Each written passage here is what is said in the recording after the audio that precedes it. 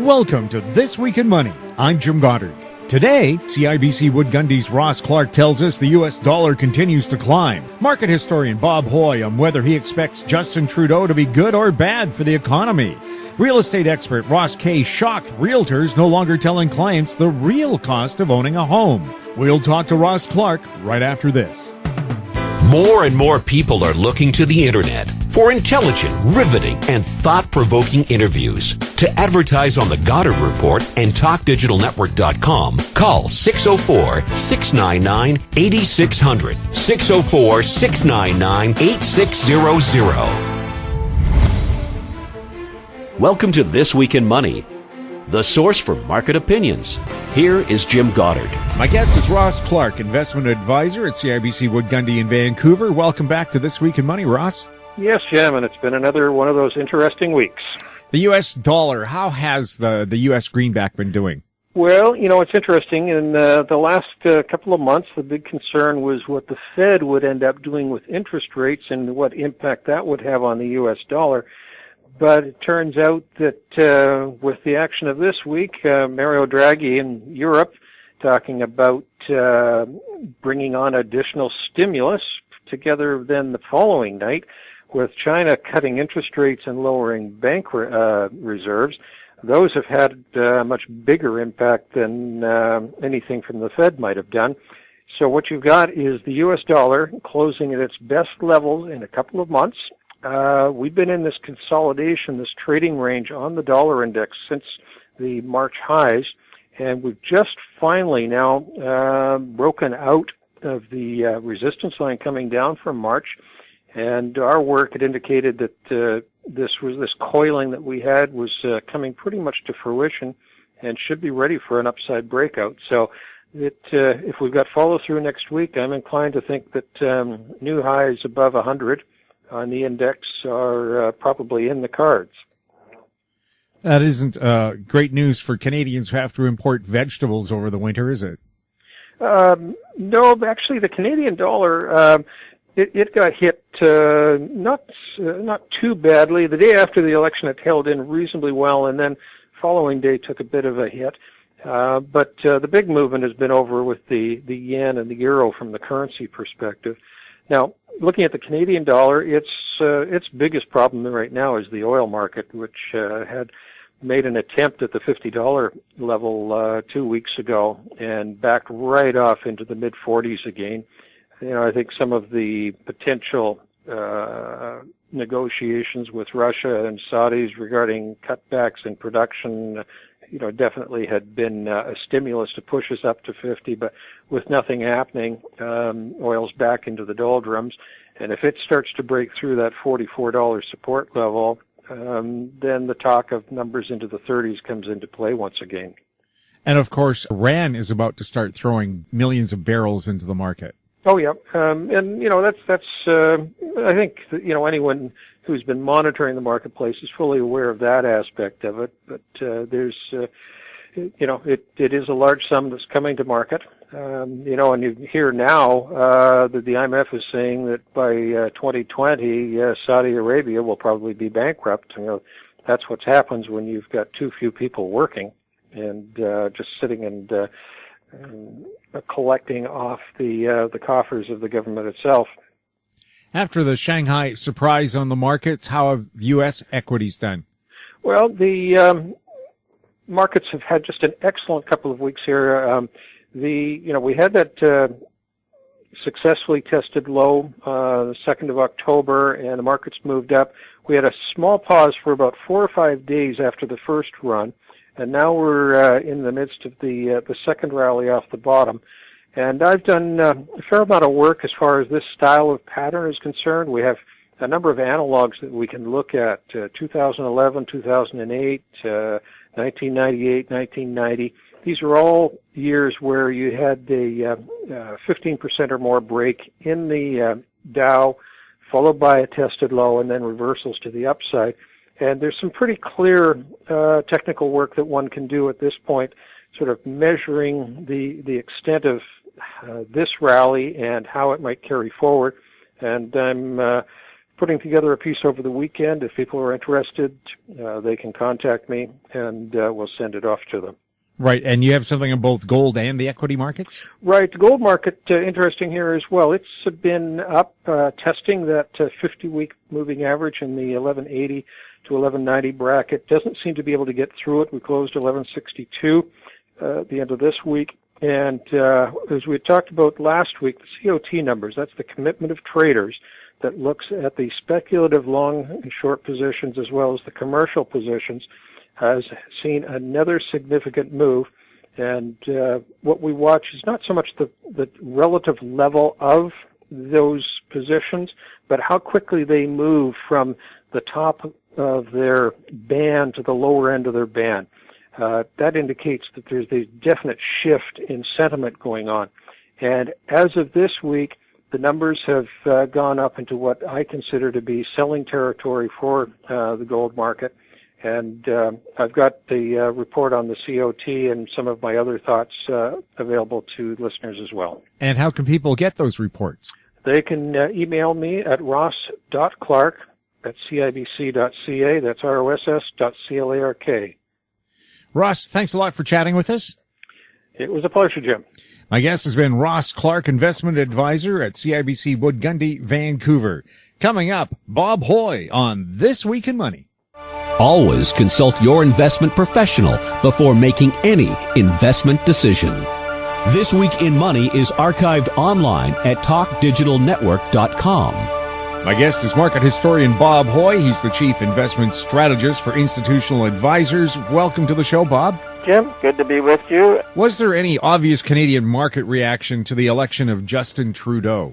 Well, in the financial markets, no, there was nothing you could say was distinctively Canadian. You've had the market was really beat up into the early October, metal prices down and all that sort of stuff. And then essentially since early October, there's been a terrific relief rally going on after a very serious hit to stock markets, a serious hit to base metal prices and energy prices, and a serious hit in the credit market. So nothing distinctively happened to the markets on the political change in Canada. And looking back on it, it was a phenomenal win. It was sort of a red tide came in beginning in early September, where the money rolled in and the volunteers rolled in to help out the Liberals, and they really gathered around the name of Trudeau. And Justin Trudeau himself, I would say, is a New Age dreamer. And that combined with a reviving Liberal Party indicates that it's going to be a whole lot of audacity and arrogance. So what I think is going to be happening here in Canada will be, well, let's look back at what Pierre Elliott Trudeau was able to accomplish in his office. He was advised by London Economics School guy, Boris Lasky was his name, that when Pierre Elliott Trudeau wanted to get involved in politics, he was basically a socialist, and he thought that you could join the Socialist Party then, which I guess it was the NDP or the CCF. And Lasky advised him, no, if you want to change the country to socialism, you do it through the mainstream party. So that's how he ended up in the Liberal Party. And so going back, the tradition of government in Canada was that the government existed at the pleasure of the people. And then by the time Trudeau got finished and with his written constitution, he'd flipped that around 180 degrees, whereby the people exist at the pleasure of the government. And how that's done is through assuming enormous powers and then granting rights to various pressure groups. And, of course, every time the state grants a right, it adds more power to what it's doing. So, at any rate, this was a huge change in our civics in Canada. And that was bad enough. Now, he then changed the sovereignty relationship between the public and government. And then what you have now is Justin Trudeau here, who is, as I said, a New Age dreamer. And although there's some token words in support of pipelines and stuff like that, but basically he's part of the group that hates industry and hates oil and fossil fuels and all that sort of stuff. So Canada has been an important country that under the Harper government was resisting flocking to the United Nations, IPCC, and getting the whole world going on the global warming stuff and getting rid of all fossil fuel usage. So this is behind it all is the urge by those in the United Nations for a one world government. So now you have Trudeau the Younger coming along, and Canada was an important holdout on signing up and joining and promoting the end of fossil fuels story. So I think that Trudeau will only be too willing over time to help the United Nations establish one world government. So here you had Trudeau the father change our political game from a government that was servile to the citizens and the voter to the other way around, where we're now subjects of a huge bureaucracy. And then Trudeau the Younger will take it one more step and towards helping those who would really enjoy having one world government. And so it's not a pretty sight. I hope that he doesn't make it, and that the next 4 years goes as quickly as possible. Well, of course, we will be judging his efforts 4 years from now. Yeah. And but it's going to be, very much in-your-face government with intrusion wherever possible, and of course, every intrusion is an adventure into your wallet. So financially and politically, it's going to be not good. Where, and as I say, I think he's a sort of another Obama, a New Age dreamer, and we'll just have to suffer it, I guess, for a while. We'll see what happens. When you want to see what this sort of politics have done to the province of Ontario and their power development. And, of course, the same sort of mania has dominated the politics in California. And now this is going to be applied federally. It's not going to be very constructive. Getting out of Ottawa as fast as possible. Yes. It looks like desperate central banks are playing a role right now. You talk about government control. Oh, yeah. They're now reduced to just merely trying to hold the stock markets together. The crash that came out of Shanghai was outstanding. I think at the worst, some of the stock indexes there were down 40%. That was to the August 24th, which was described as Black Monday. And then you'd expect a rebound out of there, which we did get. And then the next wallop of bad news was, Glencore and base metal prices and oil prices coming down. And then to October the 2nd, there was a particularly bad employment number. And we all know that the employment numbers are rigged all to hell. But anyways, this one was so bad that they couldn't make it look softer. So that was quite a selling pressure there, both in the stock market, in commodities, and in lower-grade junk bonds. So one would expect a rebound out of there, and which you got, and then it was added to because the U.S. authorities stepped in and did a huge repo, that's R-E-P-O, game in the Treasury market. It was so huge, looked at it on a chart, it made what they did in 2008 look very minor. So that then added to a natural bounce to an enormous short covering squeeze, and then a few days ago, the head of the European Central Bank came out and renewed his vows to be reckless.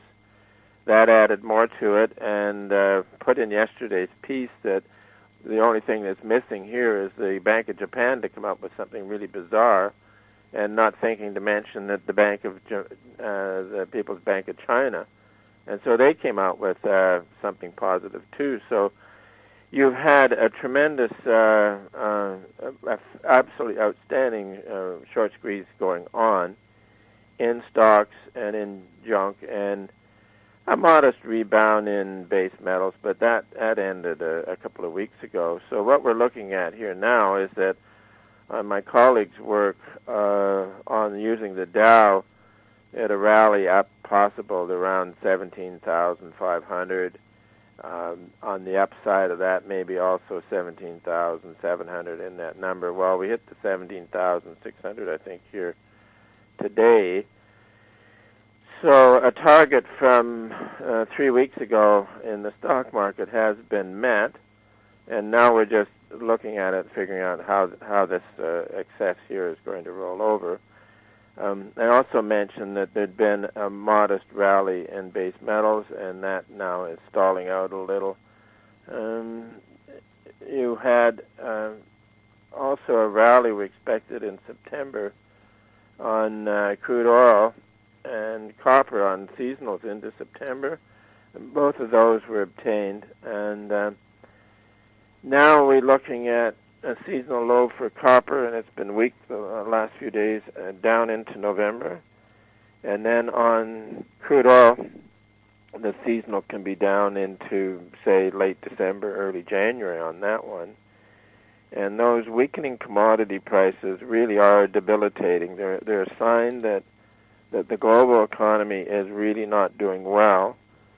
And our concerns there on the global economy is that there's been a huge amount of debt floated, and if basic prices are not firm or to steady, it's very hard for any sort of commerce and industry to have any pricing power. And so the pricing power is weak. That means weak earnings, and weak earnings mean the difficulty in servicing debt.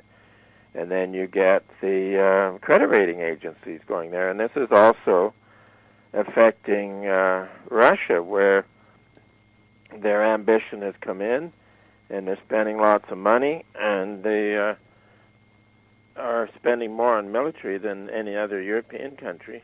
Russia is facing weakening energy prices. They're facing weakening hard currency flows into Russia. And the credit rating agencies are in on this and have given an alert. But if this continues on for a few months more, they've elevated their expansion by the adventure into Syria. They're spending more money, and at the same time they're getting less. So there's another sort of thing like the 1980s coming Russia's way, where they actually run out of money.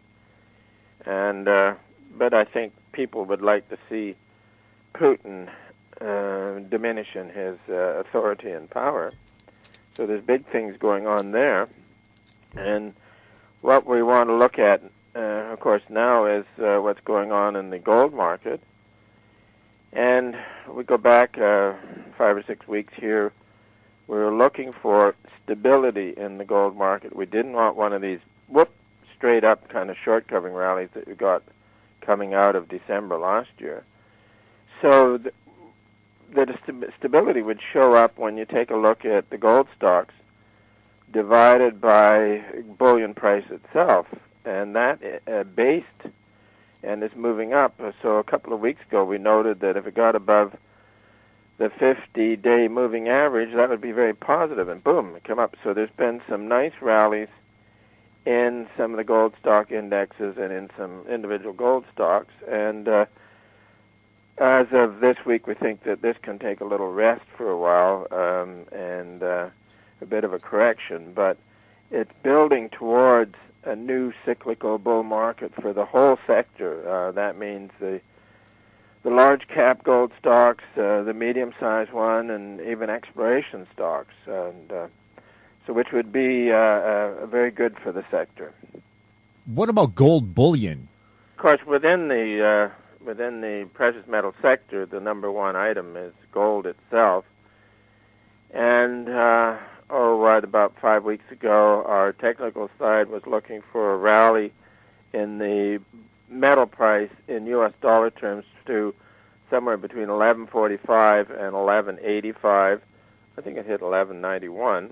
So that was a nice rally, and it can correct from here. But again, we want to stay with our main theme, stability in the sector, and that the industry itself is still writing off a lot of bad investments made on the bull market that ended in 2011. But at some point, all of those horror stories will be either written off or taken over or whatever, liquidated one way or the other. The industry will be cleaned out, and then you're ready for a cyclical bull market. And the cyclical bull market may not occur with gold flying up in U.S. dollars, because you have this problem in a post-bubble contraction, is that the senior currency stays pretty firm and steady. So again, as we like to say, one should own some gold itself as an insurance policy, and you don't want to consider that you're going to make a lot of money. If somebody comes along, some gold bug, and tells you that the Fed's so bad that gold's going to go to $5,000, there's no way you can analyze that. We think that the real price of gold can double over a period, a number of years, and that would really enhance operating margins, and you can have a terrific bull market in the industry without the price of gold changing in U.S. dollars. Now, for those who don't live in a world of U.S. dollars, like outside of the U.S., at various times that insurance position of gold bullion, if you're in euros and it was going down, then that makes you money there. But the idea of owning gold to get even with the evil Fed and you're going to make $5,000, that just is not going to work. So we look at it from an investment point of view, that investors will, on the next weakness in the gold shares, will be accumulating some gold stocks, and then probably by mid-year, a cyclical bull market would be much more evident, and certainly by the end of the year. So, hey, we've got a positive outlook for next year. What's the outlook on bonds? Oh, yes. On high-grade bonds, there's a pattern we're working on here where a couple of months ago, well, actually with the heavy crash in crude oil, you had a terrific rally for the long Treasury bond that got way up there. Now, it has corrected back and then another rally, and it's just on the third rally now, and we saw that you've got a pattern here that on this rally now, which is up to what we call a certain band, a Keltner band, then that would be the last rally in a set of three, and it reaches the band where it's hitting now, and then we'd get a MACD sell. So we're about to come on with another sell signal on long bonds. Then on junk bonds, oh my God, they had the peak in June of 2014, and they've come down a long way since then, and most other high-yield instruments would have come down as well in price. And that's not a pretty picture. So anyways, the worst on those was, again, early October under a lot of pressure there, and there's been a rebound. Take this as just a correction in lower-grade bond prices, and this also shows up, of course, in the spread between low-grade bonds and high-grade bonds, what we call credit spreads. And that reached its worst 3 weeks ago, and the correction is still on. This is, it's not out of line. The correction in credit spreads can continue here for a week or so yet, but we would watch for any turn to widening credit spreads, as it would be a warning on also the stock rebound that's been on here now. So, yeah, it's impressive that with three short squeeze operations by the Federal Reserve by the European Central Bank and now the Bank of China, they've really put a terrific squeeze on the senior stock index. But if you look at, say, the bank stocks in the U.S., they've had a nice rebound, but not yet, nowhere near where they were in July. So most of the action is focused on the senior index of the Dow. And then just as a wrap on that, we had the target on the Dow is 17,500 to 17,700, and it's getting very overbought in here now, so that should back off probably next week. Bob, thanks a lot for chatting with us. Jim, good to be with you, and we will look forward to talking to you soon. My guest has been market historian Bob Hoye. He's the chief investment strategist for Institutional Advisors. Their website, institutionaladvisors.com. Coming up, Ross Kay on This Week in Money. This Week in Money is archived online at talkdigitalnetwork.com. My guest is Ross Kay from Ross Kay Realty Consultants. Welcome to the show, Ross. Hello, Jim, and thanks for having me back. Ross, you said a shocking secret has been revealed that Canadian real estate agents no longer disclose fully just how much the full cost of owning your property will be. Can you maybe explain? Yeah, I'll explain it to you, Jim, and I'll explain it to anyone who wants to go on the internet after listening to your show today and do a simple Google search on what the total cost of home ownership is. What I encourage them to do is try to find some historical literature, maybe something that the banks produced in the early 1990s, because apparently everything that used to be told to homeowners decades ago stopped being told the moment the real estate agents got too greedy and wanted to earn the commission. So let me put it to you this way, Jim. The average home in Canada in September sold for about $433,000. So what that means is that the average price of a home that the real estate agents across Canada sold in September was $433,000. Now, if I owned that home and it's 25 years old, how much do you think I would have spent maintaining the property, putting in quality upgrades that allowed me to get that $433,000 in September? I don't know, I guess 50 grand? Yeah, well, you would have spent about $150,000 on the house. Now, you may laugh and scoff at me when I say that, but what I'll tell you is that if you own a house for 25 years, you should expect about 60% of the house to be replaced at least one time. Now, some items will be replaced 2 and 3 times. Other items will be replaced only once. But every time you replace them, you pay the current price of replacement, which even if impacted by inflation, causes a substantial increase in the amount of money you pay. So the house that's sold for $433,000, Jim, you bought that house originally in 1990 and you moved into it. In those 25 years, you probably had to install 2 furnaces because a furnace life expectancy is anywhere from 15 to 25 years.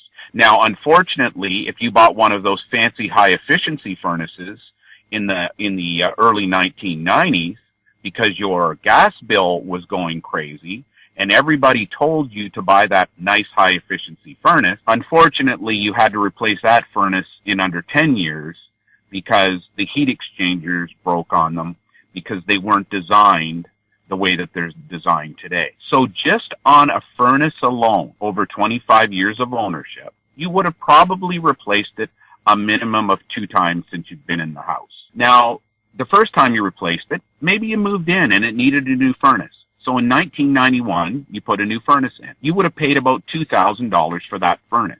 Now, 24 years later, in 2015, you're putting your house for sale. You want to stage it, make it nice, make it so a buyer wants to buy it.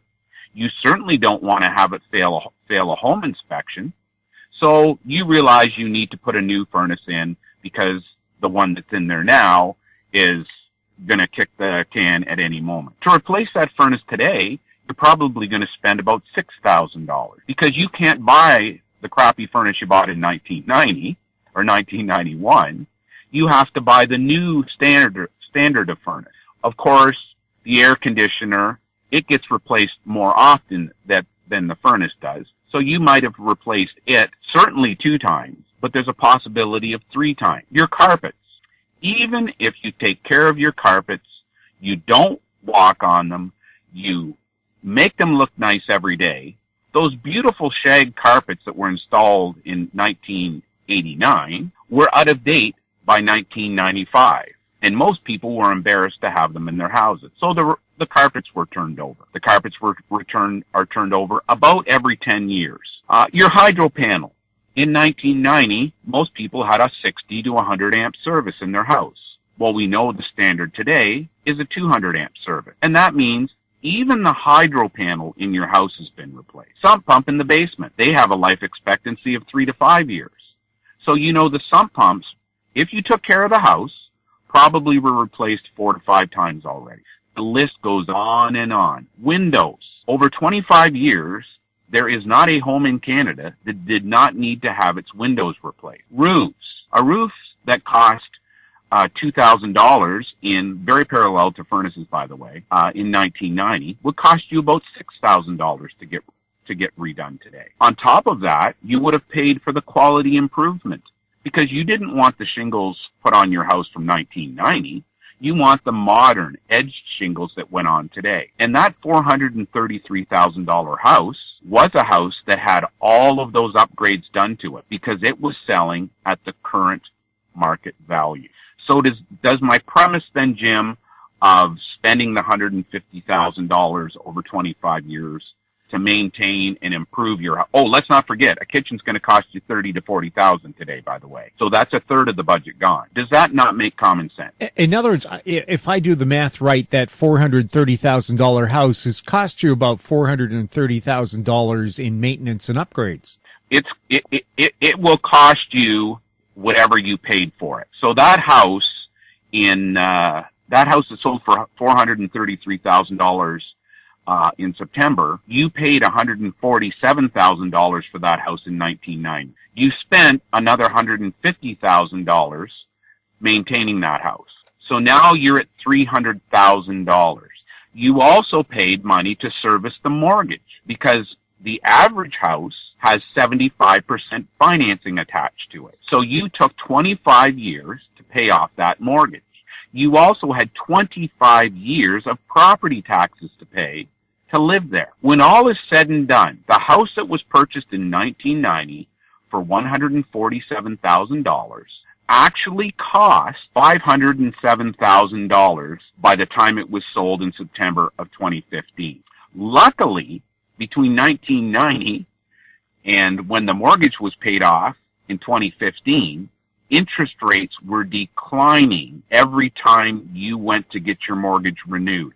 So that means the net interest you paid over those 25 years was less than what you should have expected to pay when you bought it in 1990 because the interest rates fell. But even with falling interest rates, skyrocketing astronomical price increases, which everybody is bragging about, every single realtor, bank economist, housing expert, the government, they're all bragging about, even in that perfect environment, you still did not make one nickel on your home. It actually cost you money. So that when you're cashing out and getting your $433,000, don't forget you've already paid $507. What the breaking news is, Jim, is that apparently real estate agents have quit telling home buyers about 15 years ago about the common expenses attached with maintaining a home and improving its quality. Apparently, the banks are all financing the homes today the same way that they did in 1990. Apparently, CMHC is approving the mortgages and is actually insuring them without making any adjustment. In 1990, Jim, I can assure you, every house sold by a highly skilled real estate professional, the person buying the house was told exactly how much of the current selling price they should be expected to pay in yearly improvements to the house. I have mortgage documents from not mortgage documents, bank releases from 1990, where the banks themselves told home buyers what they should expect to be paying for their houses. Now, they always guesstimated because they didn't do an actual calculation, but they still published this information. Now, if you do a Google search today in 2015, you can't find this information anywhere except for one place, and you have to search to find it. If your listeners go to the CMHC website, the government-run CMHC website, the one that everybody goes to get housing information, if they click on the affordability calculators that are there, and then they take their cursor and they hover over the little question mark about question marks that appear in the calculator, magically one little comment is going to come out, and that says that you should not be buying a home unless you budget between 1 and 3% of the value of the home for yearly maintenance. So I've scoured everywhere, and that's the one little place I've been able to find where that number still exists. We're speaking to real estate consultant Ross Kay. Ross, what's the impact of the proposed move by the Trudeau government to reduce the ceiling on the tax-free savings account from 10 grand to 5 grand on someone who was planning to save that amount of money to buy a new home? Well, it's catastrophic, Jim. And I'm embarrassed to say that I didn't realize this until the night before the election. And I'm really embarrassed. I want to let you know that statement and that choice is going to cost the average Canadian homeowner over 25 years $330,000. $330,000, Jim. If a home buyer, instead of buying a $433,000 house, instead we're informed by someone to simply buy a house that was $60,000 less. And instead of putting that money into the house, put it into the TFSA. That extra $5,000 that we have right now. And if that had stayed in place for the next 25 years, and all of the young people out there came to understand that you do not make any money by owning a house, but you can use the increase in value in your house to fund your TFSA, they would have earned $330,000. Now, if they contributed the whole $10,000, Jim, the whole $10,000. They used the equity building in their house, and they withdrew it, and they put it in the TFSA. Remember, there's no capital gains on your house. There's no capital gains or tax on a TFSA. They're the only two items in Canada where there's no tax because they're purchased with after-tax dollars, and they operate under special rules. My daughter, who is 21 years old, if she filled up her TFSA by the time she was 46, and the financial advisor she hired to monitor it for her, he was a total boob, and he only got a 6% annual return a year instead of the 7% that has universally been the call of all financial advisors for eternity. He only got her 6%. Now remember, interest rates are going to go up. It's next to impossible not to get 6%. She would have been a $750,000 by the time she was 46. She could have bought a house, fully funded it through her TFSA. I was so stupid, Jim, until the 18th, because I believed everybody knew you can't make money on your own principal residence. If you're lucky and lucky and lucky and lucky, after owning it for 25 years, you might break even. I haven't seen it happen in 30 years of selling, but you might break even if you've owned for 25 years. The TFSA was golden. And what you're going to see is the Liberal also promised a $120 billion infrastructure program. What that means is that instead of the cost to repair the roads, the streets, the sewers in front of your house through your property taxes, now all of the taxpayers in Canada are actually going to pay for that for you.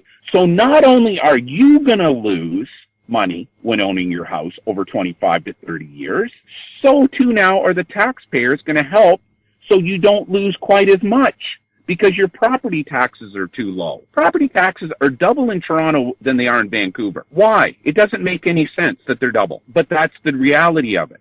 So now $120 billion divided by the number of taxpayers means that each taxpayer is going to have to pay $5,714,000 in income tax just to cover the $120,000. Not even talking about interest. The TFSA is taken away from them. So that $5,000 you could have put in a TFSA instead of paying for the infrastructure in your income tax, that opportunity is gone from you. I believe the Conservatives made a critical mistake by not writing it down on a piece of paper and putting it in an ad, what the real cost to a Canadian would be if those two policies change.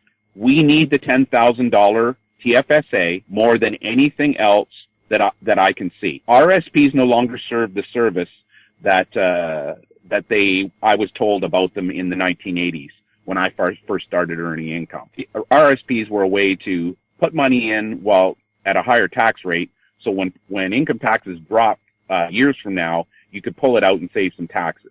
That was the logic to use an RSP. TFSAs is after-tax money. If I got $100 in my pocket, I can throw it in my TFSA. And when I take it out 25 years from now, I pay no tax. It's magic. And I didn't know until October the 18th that this is what the repercussion was. And what needed to be told is that instead of voting to make pot legal, kids, which I'll be honest with you, I think legalized is the way to go. Just like alcohol, needs to be legalized. In other words, they determine the content of the alcohol and the THC. Little kids can't buy it. For the sake of the argument, the kids all went out and voted because they wanted pot to be legalized. Well, you know something? My three 20-somethings, it just cost them $400,000. They could have gone out and delivered newspapers and picked up trash and did odd jobs to make $100 a week and thrown it into their TFSA, and they would be worth $330,000 25 years from now. That's what happened on Monday night. We need to start lobbying immediately. Instead of the Canadian Real Estate Association lobbying for more RSPs being allowed to buy more houses, so real estate agents can earn more commissions, while homeowners pay more money and lose more money for the next 25, 30 years. Why don't they lobby that the TFA stays at $10,000? And that's the crux of my embarrassment, Jim. I didn't realize until the night before the election that people didn't understand you buy a house $60,000 less, you're going to make $330,000 more in 25 years if you just simply, instead of paying the mortgage, instead of paying for that bigger mortgage, you put that money into a TFSA. That's what the choice is. I know why now there's no capital gains on residential real estate. The reason there's no capital gains is because after you've owned it for 30 years, you don't make a profit. There is no profit. So the government doesn't need to charge capital gains, because if they charge capital gains, then you would be able to deduct all of your expenses against your house. And since you would deduct all of your expenses, you would be in a loss situation after owning for 25 years. And the government would have to give you that tax credit on your income tax. So they're part of the con jobbers too, as far as I'm concerned, because there's no capital gains on real estate. Okay, we'll con everybody. Let them own the house for 25 years. Let them think they doubled or tripled their money. They'll think we're doing them a great favor by giving them capital gains. I'd rather have it like it is in the United States. Make my interest on my home tax deductible and go ahead and charge me capital gains when I sell my house, because I'm going to deduct all my maintenance. I'm going to deduct all my taxes. I'm going to deduct all of my improvements. I'm not going to pay any tax anyway. TFSAs, on the other hand, I don't think the government wants them, because they know that's a way for Canadians to build wealth without them being able to get their tax-grabbing hands on it. And I have no political affiliation. I do not care which party. In all fairness, I really couldn't care less which party got in from an ideological standpoint. But on the TFSA alone, my daughter, my two sons, each lost $330,000 on Monday night. Thank you very much for chatting with us. Thanks a lot, Jim, and I appreciate the call. My guest has been Ross Kay from Ross Kay Realty Consultants. His website, rosskay.com. That wraps up our show for this week. Thanks to our guests, Ross Clark, Bob Hoye, and Ross Kay. And thank you for listening. Comments or questions for the show can be emailed to info@howstreet.com.